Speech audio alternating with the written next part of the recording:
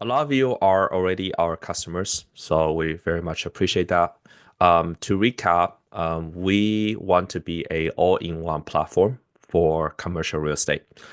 We started with a investor portal, and that's doing really well, and that's still 95% of our total revenue.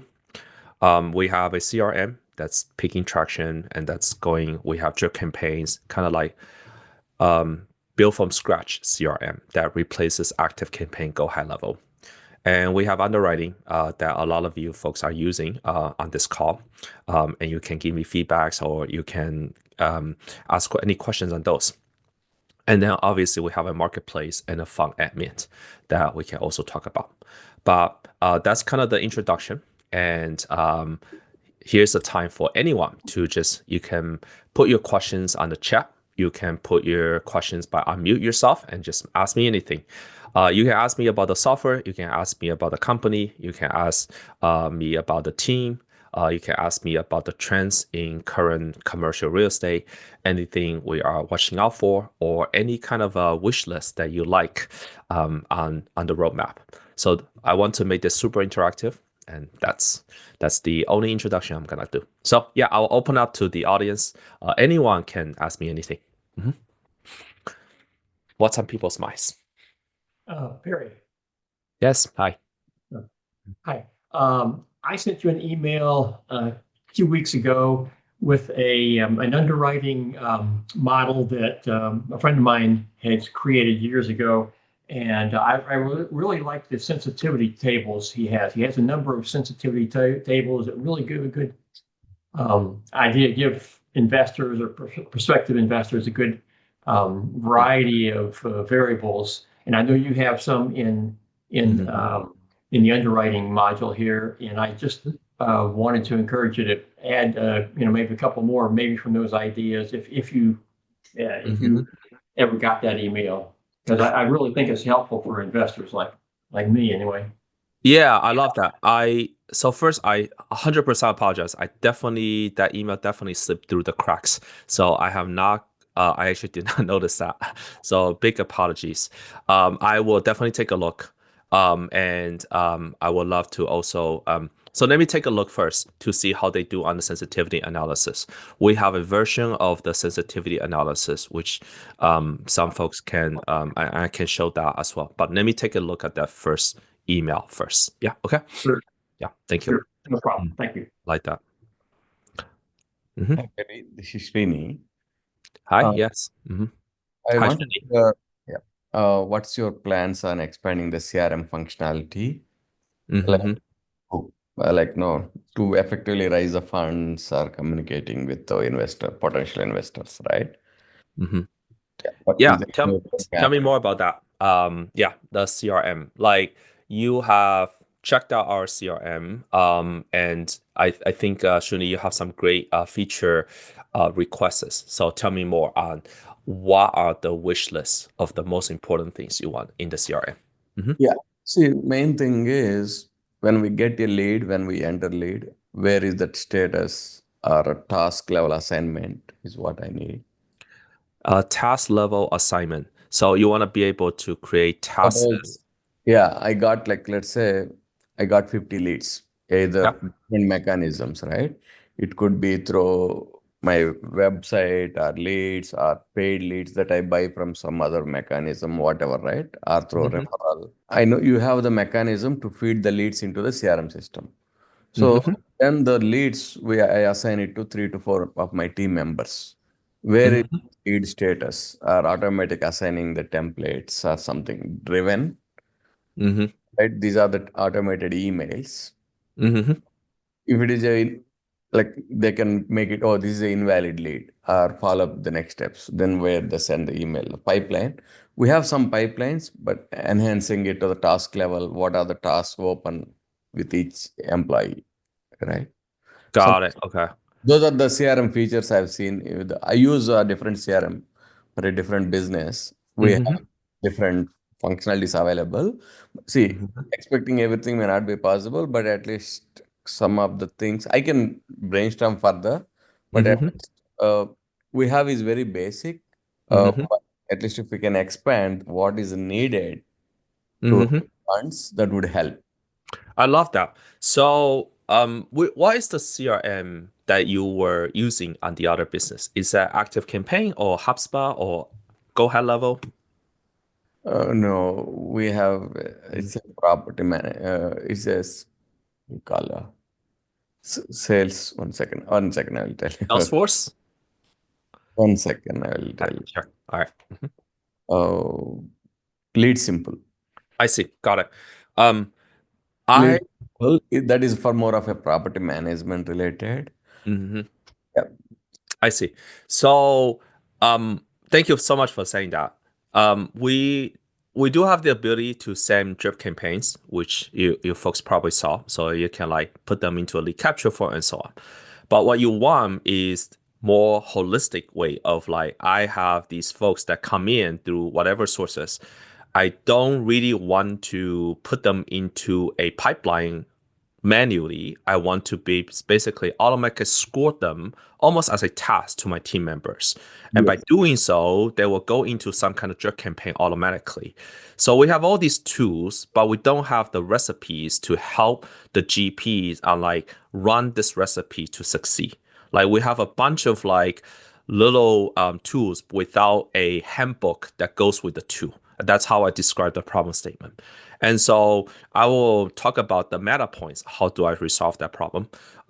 Obviously, we're not going to resolve it during this call. The meta point is the way we like to help with our customers is we're going to go on a bi-weekly sync or weekly sync. So I will start attending some of our stand-ups, and also one of our CRM product managers, Russell, is actually on this call. We'll start attending them and really understand how your current CRM is doing it, and then synthesize that and then come up with a better solution.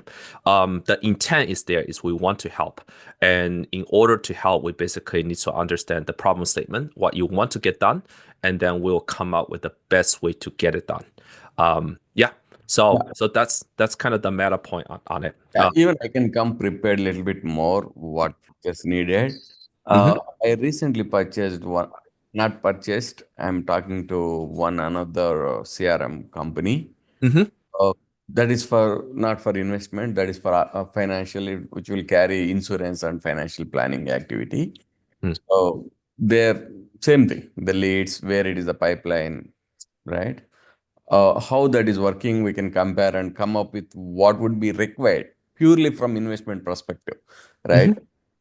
So that we can take this to the next level. We are happy to provide the inputs, and yeah, we'll brainstorm. Give us 1 to 2 weeks. Maybe I will think Mhm. with my team and summarize and give it as a to as if product features that would be high value, and you can take it.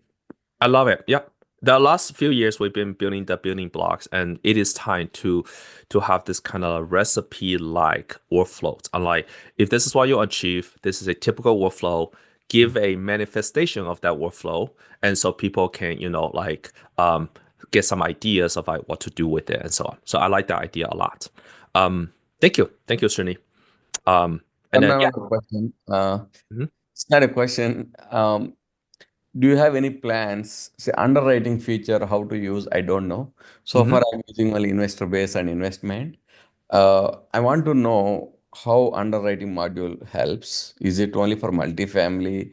I don't have any idea. Do you have any near plans to mhm. arrange a webinar or anything on underwriting module? Yeah, a lot of the folks here are using underwriting. There is a video on the underwriting, and next week, or next month, or the month after that, I will do another webinar on underwriting. It is mostly used for multifamily right now. For build to rent, some people using it. Um, some people actually could use it for like hotel conversion, but it's focused primarily on multifamily. Like all the expense line items right now are multifamily. It is really cool. I can do a very quick short demo later on if time permits. But I can send you some resources after that. Oh. Talking of which, Teresa is a great underwriting customer. So maybe Teresa, go ahead with your question. First, maybe tell us a little bit about where you live, and then you've been using underwriting for some time, and then go with your question. Mhm. Absolutely. I'm in Midwest. I'm in Illinois, downstate Illinois, very rural area. I'm looking for multifamily real estate across the country. I've got some targeted markets that I am looking at. I've been using the underwriting program probably for about 4 or 5 months, really kind of right when Perry started really promoting it. I've used several other options, other spreadsheets that people have put together. And I feel like once I get my head wrapped around the all of the features that Perry is constantly adding, every day I go in there and I swear there's something new he's added, and I'm like, oh my gosh, something new. So it's fantastic. I absolutely love it. I have the deal where I can write up to 20 underwriting deals a month. And just pay the fee for doing that. And it is so worth it. The time that I have saved in being able to input information, I'm now able to use that time in evaluating the deal. And so I feel like I'm much better educated about the deal when I do it. Sorry, that was probably too long, but I do really love the product. So Thank you. Yeah, go with your question. Yeah, so I have kind of three, and they're kind of in different areas. The first one's super simple. As a suggestion, Perry, I would like to see some more average rent lines somewhere so that I kind of know year by year, like maybe on the cash flow model or something, where I could see that average rent in that year. I think that would probably help me. Average rent in that year. Oh, you mean like say this is the income, and then you on the Yep. average per unit rents per year. Correct. Oh, Yes. interesting. Okay, cool. Keep going. Yeah. Yeah. And that comes from some other spreadsheets. I have a partner who underwrites it in one spreadsheet and I do mine. And then he's constantly going, well, I'm showing it, this, and I don't have it. I mean, obviously I can calculate it, but I'm just saying Yes. that would be helpful. So that one's I super love that. simple. Thank you. The other thing is, this one's a little more technical. I've struggled a little bit with people who have rent rolls or T12s that are messy. Let's just say it nicely. Yeah, They're that's right. messy. And so the problem I have is that if I have to fix a problem, that's where I struggle. So maybe, like, for example, last night I pulled something in and it was messy. The rent roll was messy. The T12 was messy. And then it showed that there were 104 units where really there were 86. So it pulled information badly, and then I had to go fix it. So that's where I struggle, is when it pulls bad information, which I understand happens, right? Parsing AI is not perfect. What is your suggestion on, sometimes you see the problem, but then you're not sure where to go to fix that problem? I love that. So let me just, the short answer is I recommend that you change it on your spreadsheet. So like if I download this guy here, and then I'm gonna literally drag and drop this this spreadsheet onto the screen. So if the rent roll is not formatted right, or it just has incorrect data and incorrect data in, incorrect data out, right? You basically have to change the actual data, change the spreadsheet. So for example, this is, let me just make it larger so folks can see. Like, this is a very complicated rent roll, to be clear. It puts the rent as the first thing. This is exactly what I had last night. And then sometimes they put like the 1031, not 1031, the section A folks are the first line. And so if they put it at $5 as the first line, we only parse the $5. As time goes on, AI will get better, and that's probably why. And so that's a known problem. Like, I know all the skeletons in the closet. So what you have to do is basically you have to, like, suppose this is wrong. Like, suppose this is the opposite. So I'm gonna like copy this thing and then put it somewhere and then paste it and then drag and drop this thing and then paste it down here, and then and then do it this way and then just come back here. Unfortunately, that's the way it is for now. So that's how you fix it. I wish that's not the case. And as time goes on, we will make it better. Yeah. Yeah. Okay. So that does make sense, though. But that's exactly what I was looking at. Any of these multi-lines, the parsing doesn't quite know where to pull from, and then the information is not correct. Yeah, that's right. Now, I think I watch a lot of episodes by Sam Altman, and who's the creator of OpenAI. And he basically said if you want to create a AI native company, you have two choices. One is you try to fix ChatGPT's problems, or you just wait until ChatGPT is good enough to fix it. And then if you go with the first option, you're gonna spend all your engineering resources trying to fix it, and then they're gonna steamroll you. They're gonna fix it anyway in a half a year.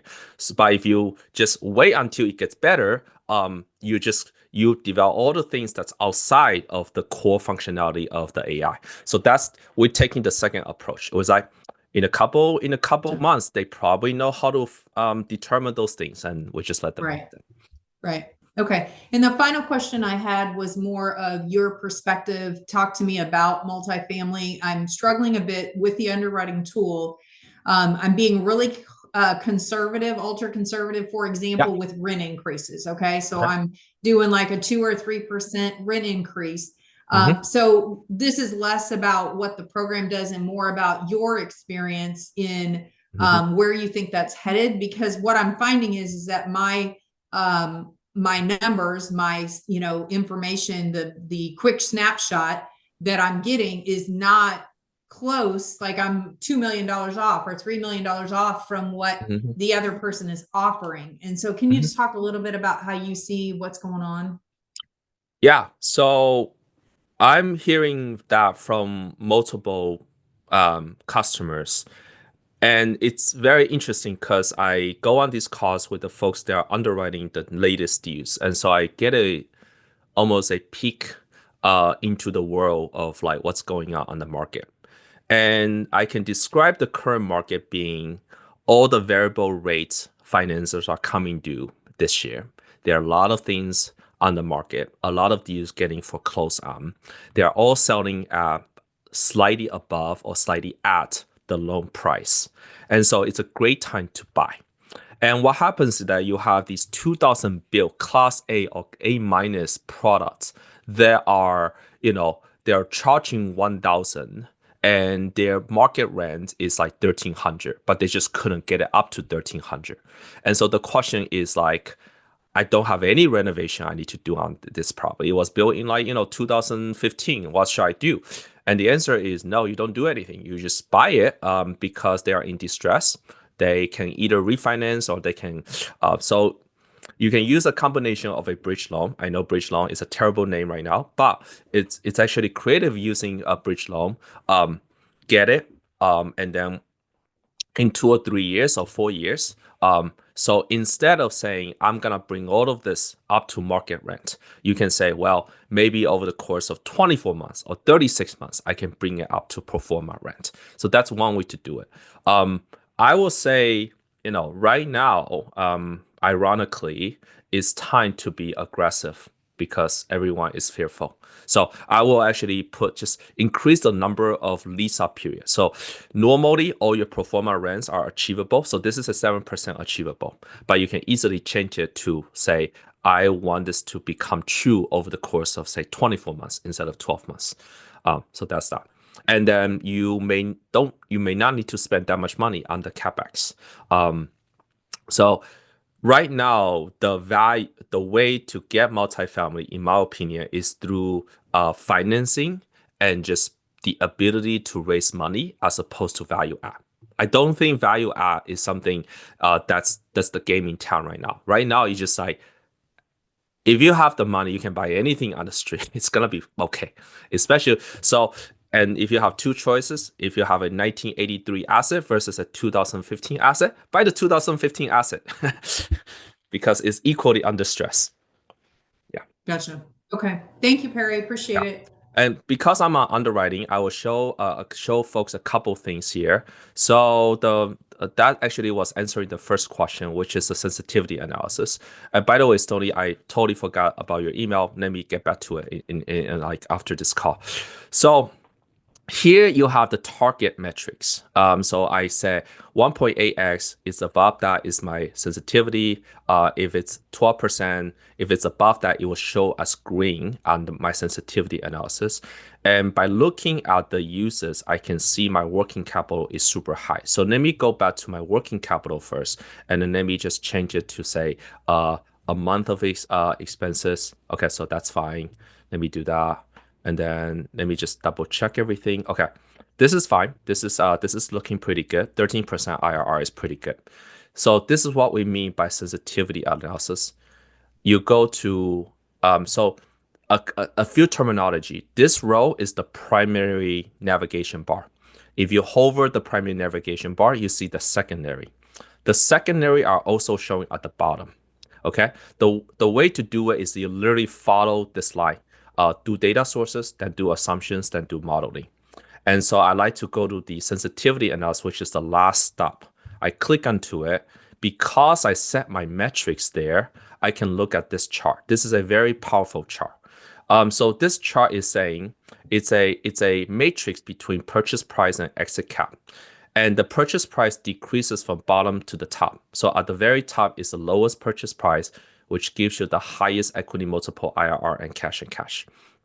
The exit cap decreases from left to right, and that by definition on the most right hand side is also the best numbers. So in the upper right hand corner, these are your best equity multiple IRR and cash. On the lower left corner, those are the worst. At a glance, right now at a $30 million and 7% cap, you are getting a 13% IRR. But if there is an exit cap expansion in 5 years from now, you're actually in the red. So you can easily see that right now. Right now, I'm 13%, amazing. But if it expands to 7.5%, I'm literally at 7% IRR. So that means I shouldn't probably offer a $30 million purchase price. But if I'm doing a 16%, if I'm making a $29 million purchase price, and then even if the exit cap expands to 7.5, I'm still in the green. And so this is a great way to look at this data and kind of at a glance find out what's the combination that works for you and how resistant it is to a exit cap expansion. You cannot do that on a spreadsheet because a spreadsheet, you can change the number and see what the output. But here, because it's software, we can do, this is 3 times, 5 times 5, 3 times 25. That's like 75 combinations in one, in less than 2 seconds, and you can glance at it. So that's how you can use this one. So we take sensitivity analysis actually to the next level. Yeah. So that's that. All right, so that's on the underwrite. So thank you, Teresa, on that. Appreciate. And yeah, we will add a couple of things. We'll add the income. We will add the per unit. We will, and then yeah, we will take that feedback. Okay. Other questions? Anyone? You can put the questions there, or you can raise your hand. Yes. Whoever. Yeah, I have one follow-up question on multifamily. Do you have any collaboration forum or anything? Actually, I am not into multifamily so far, but trying to enter, but I couldn't find the right channel, right? I'm trying for last 2 weeks only. So I want to know, is there any collaboration forum within Cashflow Portal users? Right.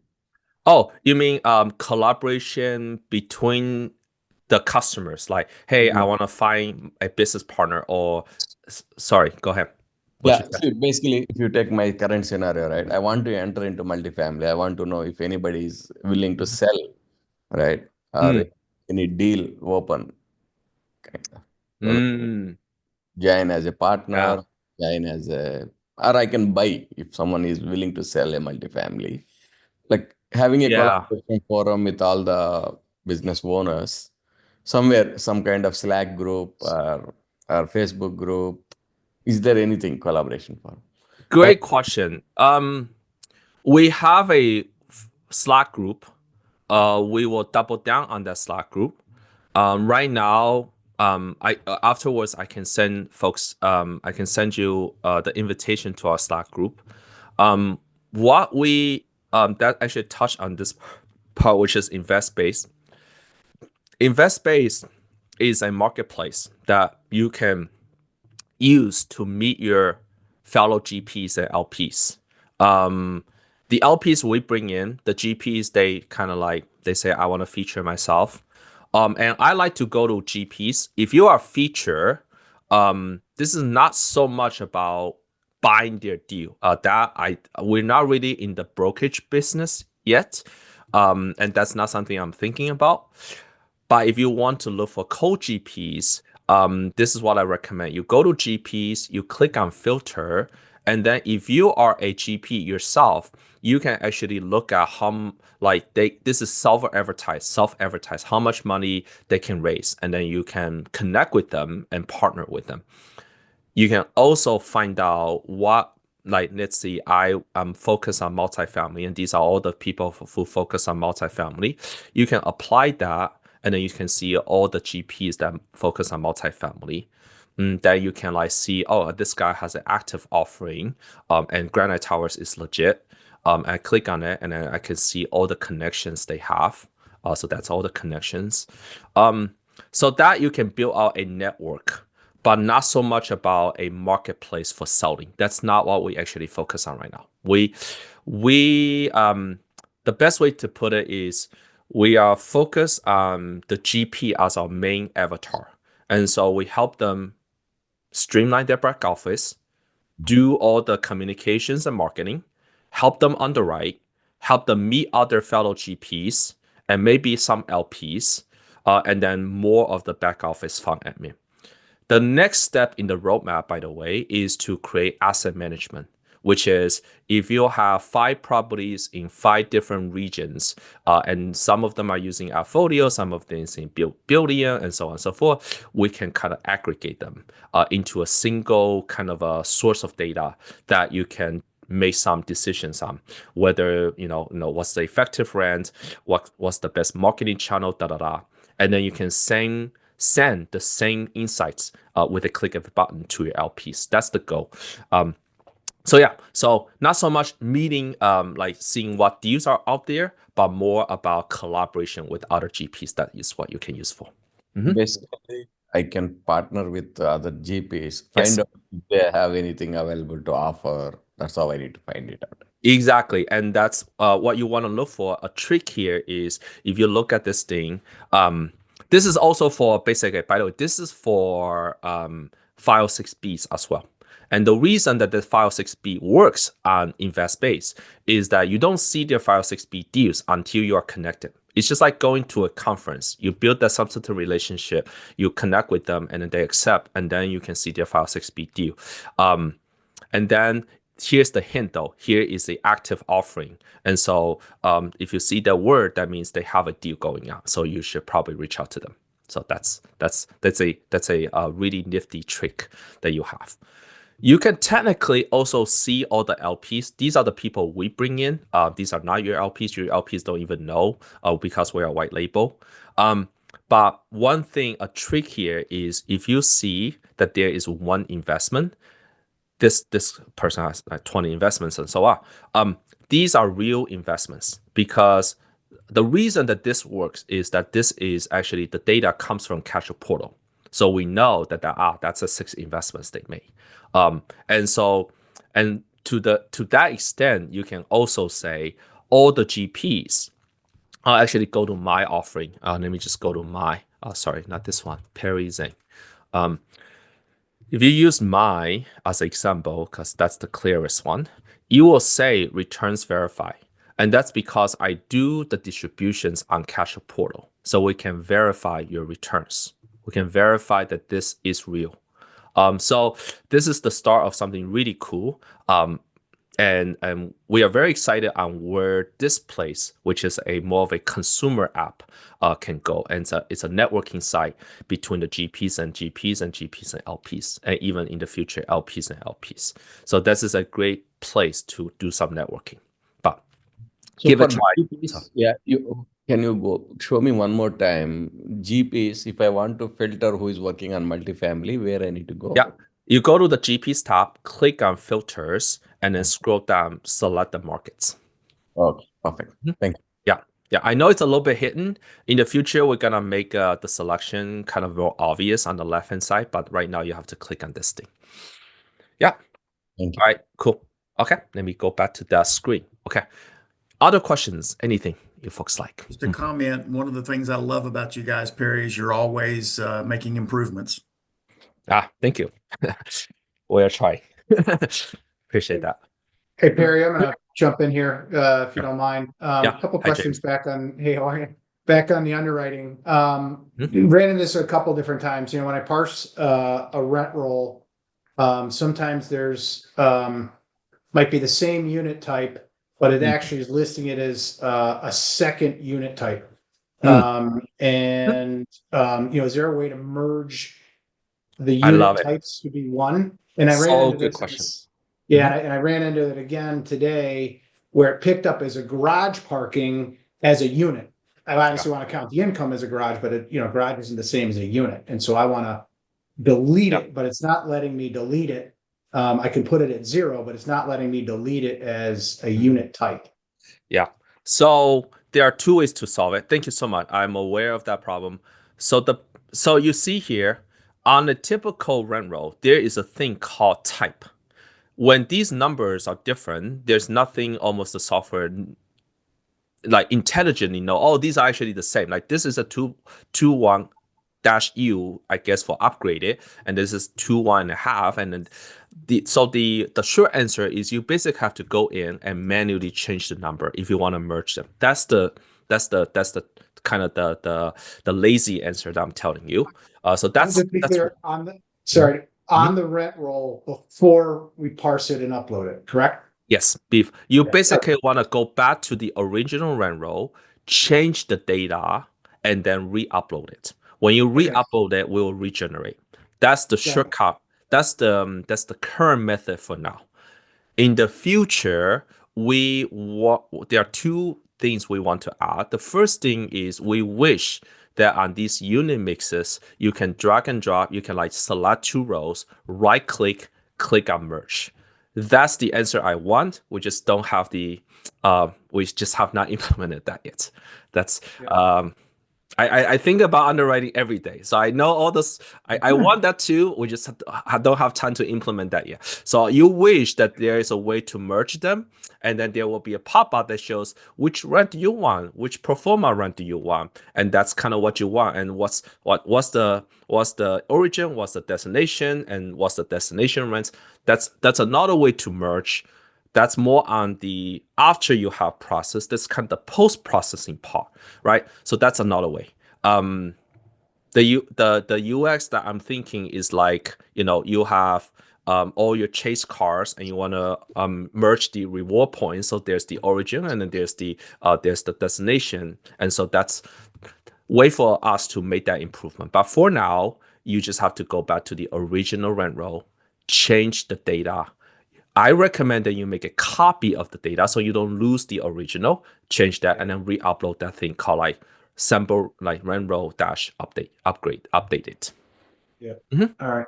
Thank you. One other question on the rent roll. So the deal I was underwriting today is actually a portfolio of 3 buildings. So there's actually being sold Even together, harder. but 3 separate T12s. Yes. And I tried, but they're in one PDF, and so I uploaded it all, and it I read see. basically the first PDF, but the other ones were just a bunch of mumble jumbo. Yeah. I don't. So I converted it to an Excel, and I might have to manually put them all together, but I don't know if there's a way to do it when you parse it. Got it. So that is something we are also thinking, which is you have this income, right? And then, actually, you have this T12. You can upload multiple T12s if you want to. And we want to come up with the ability of saying you have multiple T12, can you merge them? And when you merge them, it's like the things with the same name will just be adding them up. That's one thing we can do. The other thing is you have this income, and if you have multiple income scenarios, and you can also have the ability to merge the scenarios. Like basically, by the way, let me re-describe your problem. I heard this problem like every week, which is I have a portfolio deal that consists of 3 assets. I want to do 4 underwritings, 1 for every single one of those assets, and 1 for the portfolio. But for the one that is the portfolio, I wish I can just merge those 3 into this last one, because my T12s are in for each asset, and I don't have the total combined T12. And so right now, the short answer is that you just have to ignore the T12, ignore the rent roll, and then create the one that's for portfolio, and then um, and then manually input the net rental income and the T3 and the other income and so on. Because all T12 does is that it gives you 4 numbers: the rental income, the other income for both T12 and T3. And because you don't have all the data, just make T3 the same as T12.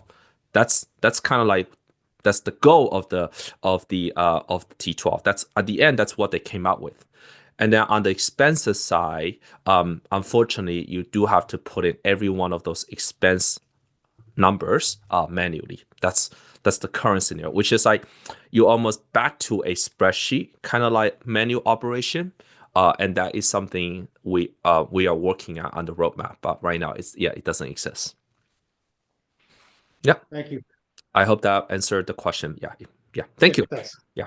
I appreciate all these questions. Like one of them is I have this thing that has multiple lines, and I don't. Sometimes it's getting me the wrong number. One of them is like, hey, I have a portfolio deal. I want to underwrite each one separately. I want to combine them. And I'm so glad that some of our like engineers and team members on the call, so you get a sense of. I heard them like throughout the last 3 months, and now I'm glad the team members are also hearing it from the customers. So I very much enjoy this part. Other questions? Yes. Hey, Perry, a while back ago, the team teased a property management function. I haven't seen that lately. What's the status? Is that still in the roadmap? Yeah, my question for you is, why do you want to use the property management software? Is that you are self-managing, or that you're self-managing, or that like are you gonna do you see yourself as being a user of that property management software? Yeah, currently self-managing. That's the primary function. And then have flirted with the idea of performing third-party property management services for others. Oh, so you're saying the story is I'm self-managing and I have the intention of becoming vertically integrated. And if I do really well, I can become a third-party property manager. And since I know about your software, I would like to give a try because I'm familiar with all your modes of operation. I see. That's and then let me ask everyone this question. Option 1 is we come up with asset management, which combines everything across different portfolios, different property management softwares into a single kind of data source that you can dissect, parse, and so on. That's option 1. Option 2 is you have property management software. And most of the time, you are using a third-party property management software, third-party property manager, which in turn uses their own set of ways, and you have no way to change it.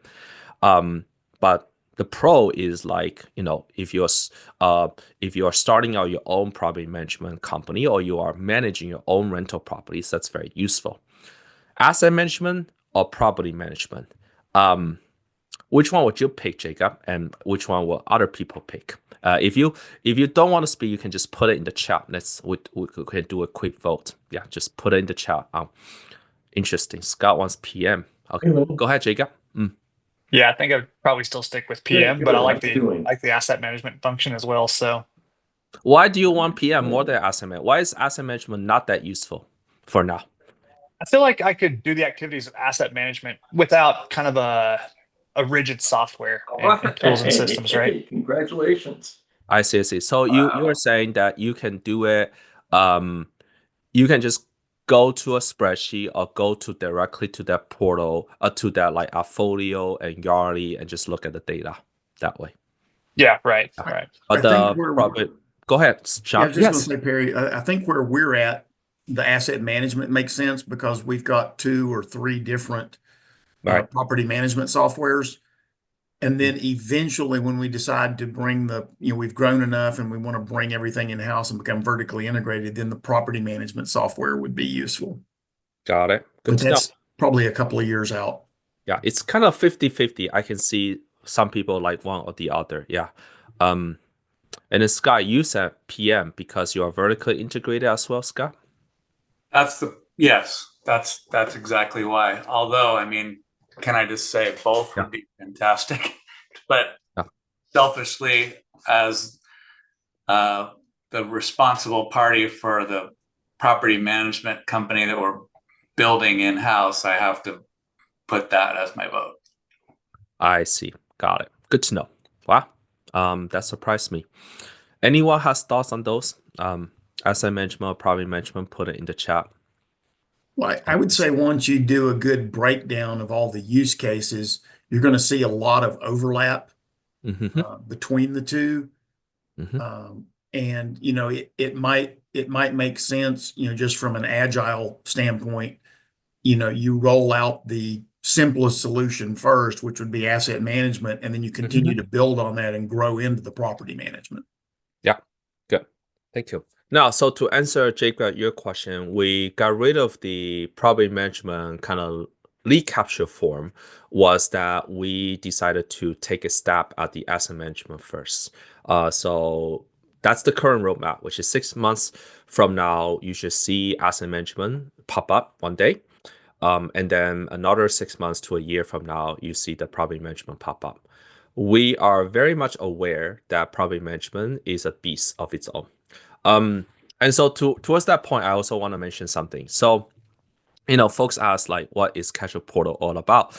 I got the inspiration from two companies, but one of the companies is Toast, Toast. They basically a POS system for like when you go to a restaurant and you want to pay.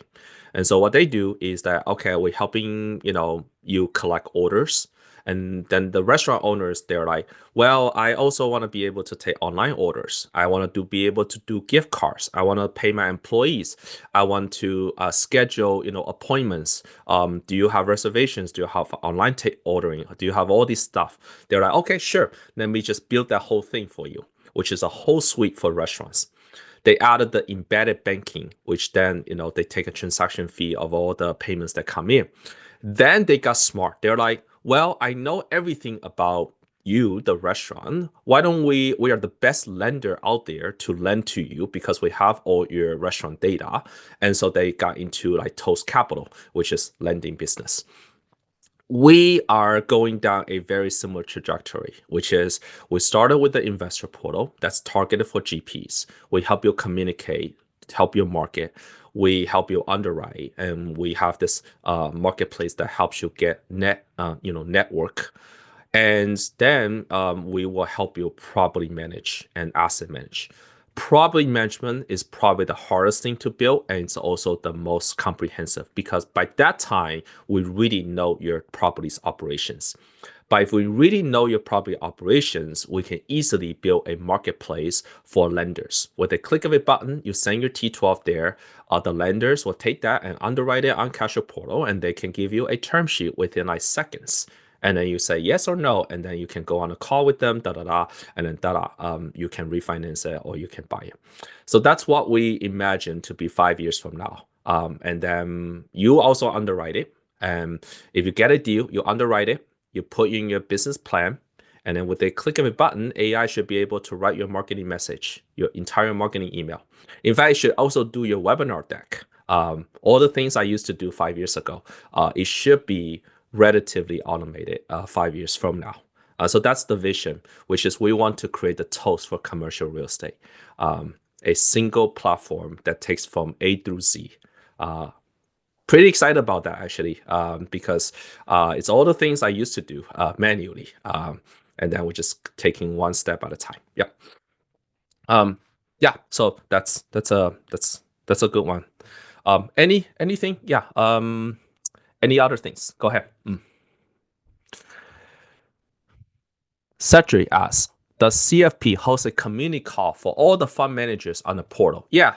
So we have a Slack group for the folks that are customers, and we do have a mastermind that's coming up on early October, right before the Old Capital Conference.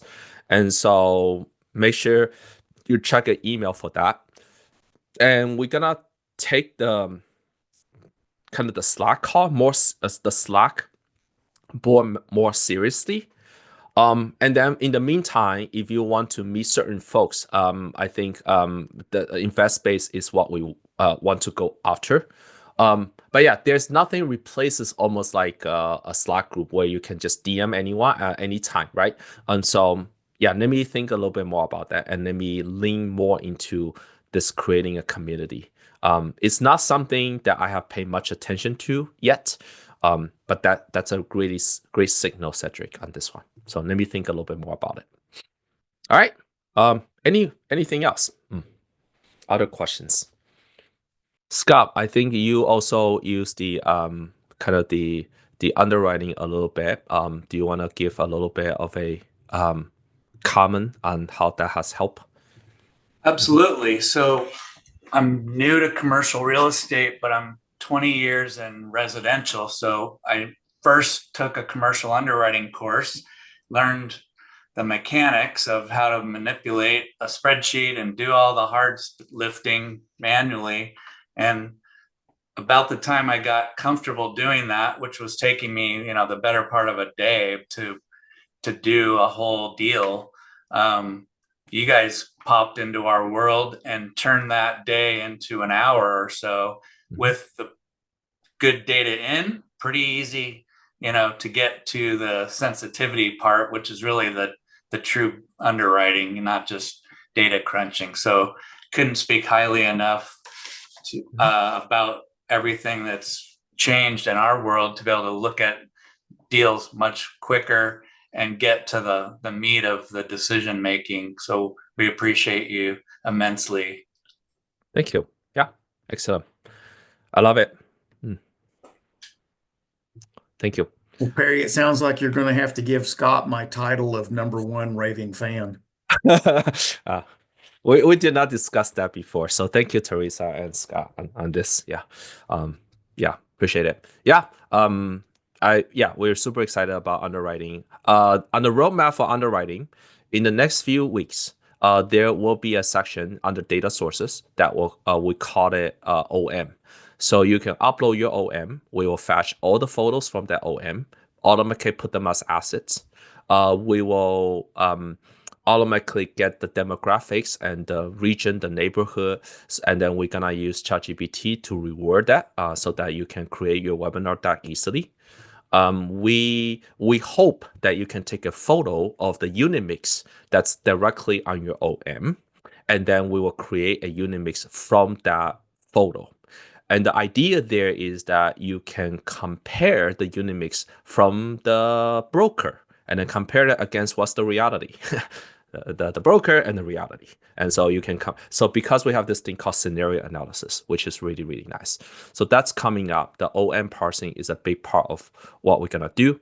It's not going to be smooth because, every broker does the T12 slightly differently. Every broker does the unit mix slightly differently. So it's going to be a cool engineering challenge on that end. Okay. Yeah. So that's that. The other thing I also want to show some folks is that because you have all this kind of like,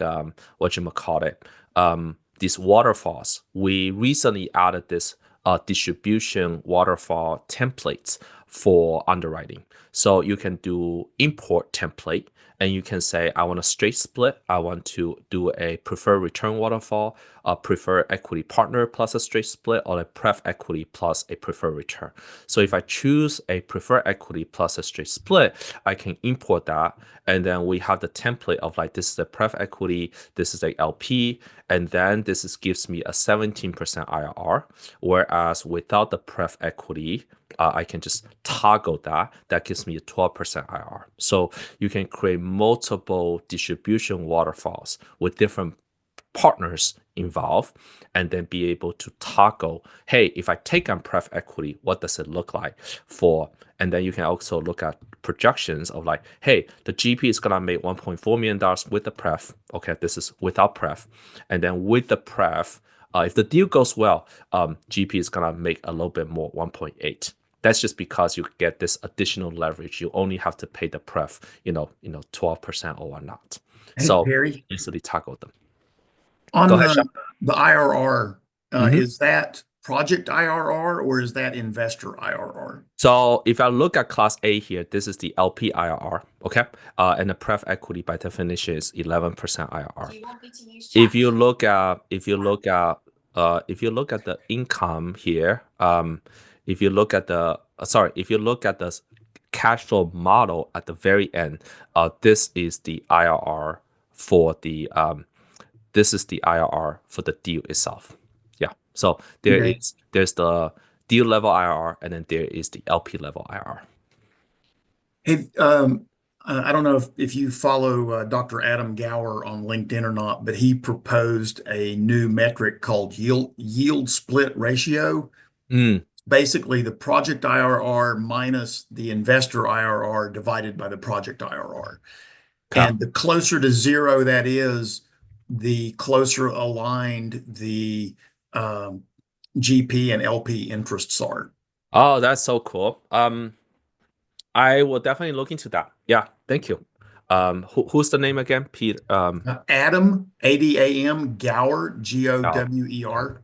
I see. Got it. Adam Gower. Thank you. I appreciate that. I'll look into it. Thank you. We'll definitely like to add that. Yeah, so this is very cool. All right, so we cover almost everything. Investor portal. That's a question. Nobody asked about investor portal. Yeah, that's great. I'm glad nobody asked about investor portal because we're doing well.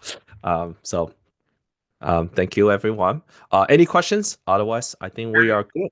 Just to elaborate on that OM stuff that you talked about, the parsing, how robust is that in your mind? Are we talking about taking a chart from a CoStar report, for example, or the whole report and selecting what we want from it? I mean, that would be a major parsing. What is your vision of what that looks like initially? So when we say OM, we're talking about the broker OM. And by the way, Scott, what do you like? What's the dream scenario for parsing the OM? Is it the entire OM, or is it like you have to tell the software like which section? Like what's the most important thing you want to parse from the OM? I would say picking and choosing from a big 150-page, thing to show pieces that we want to include in our OM. Market, data, etc. The UI that we are thinking about is when you click on upload OM, there will be a bunch of like lists that's like, hey, I want neighborhood data, I want unit mix, I want da. And initially, our software parsing 150, 120 pages is gonna be pretty time intensive. So we might kick out some of those tasks as async, and you can come back like an hour later or whatnot. And then sometimes we don't even know like this page refers to a unit mix and so on. So that you may have to tell us, hey, this page refers to unit mix. So we will take a crack at it, and then we're gonna constantly iterate. But I do think with the current AI, less than 6 to 12 months is gonna be super, super good. Like it all started as a bicycle or like less than a unicycle, and then become a bicycle, then becomes a car, and then finally, and it's got the car with the co-pilot. That's kind of how we imagine the progression goes. Yeah. So yeah. So from my perspective, the things we are paying attention to is we want to be a first-class citizen on the CRM. So Suni, definitely I'll talk to Suni more about how to make marketing really, really good. That made that first-class citizen. Folks definitely are expressing interest on the underwriting. And then seems like there is actually quite a bit of interest on the property management. And there are customers that want asset management. So we gotta make a decision on which one we're gonna which direction we're gonna go. But thank you so much, everyone, for all the feedback. I did not know what this would be, and it turned out to be really well. So things you say all make sense, and I hope the team members also take something out of it.